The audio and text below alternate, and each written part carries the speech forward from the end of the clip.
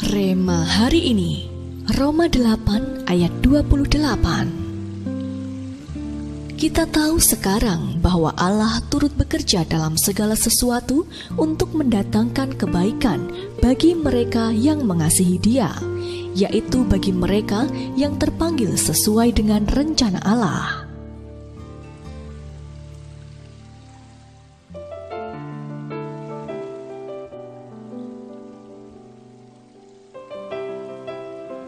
Kita sering mengibaratkan perjalanan hidup kita ini seperti sebuah film. Kita adalah aktornya, dan Tuhan sebagai sang sutradara kehidupan. Namun terkadang kita merasa tidak cocok dengan skenario yang ditulis Tuhan.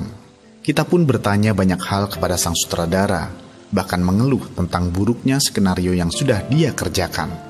Kita mengeluh mengapa hidup kita menderita terus, mengapa sakit penyakit yang kita rasakan tidak kunjung sembuh, mengapa kita selalu gagal dalam segala usaha kita, dan sebagainya. Jika kita mau merenungkan sejenak, cara kerja Tuhan kerap tidak dapat kita pahami.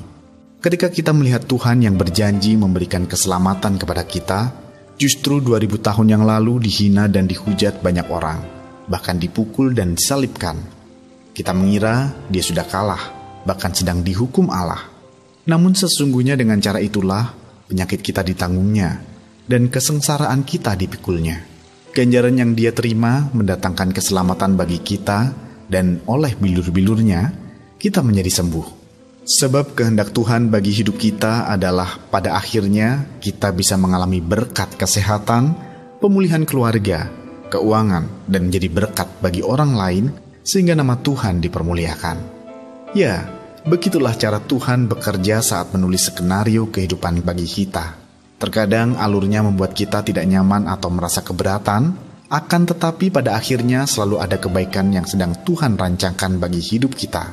Oleh karena itu, dalam musim apapun di hidup kita, percayalah pada skenario Tuhan dan peganglah perjanjian damai sejahteranya. Tidak secara kebetulan, ayat Rema hari ini juga menguatkan kita bahwa Allah turut bekerja dalam segala sesuatu untuk mendatangkan kebaikan bagi kita yang mengasihi Dia. Sadarilah bahwa Tuhan adalah sang sutradara agung yang handal, sehingga kita bisa tetap damai di tengah situasi terburuk sekalipun. Karena kita tahu, tujuan akhirnya hanya untuk mencapai rancangan Tuhan yang mulia bagi hidup kita. Menurut Anda, mengapa Tuhan disebut sebagai sang sutradara kehidupan? Menurut Anda, mengapa kita dapat merasakan damai ketika kita menyadari bahwa Tuhan adalah sang sutradara hidup kita? Apa komitmen yang Anda ambil untuk dapat mengaplikasikan renungan hari ini?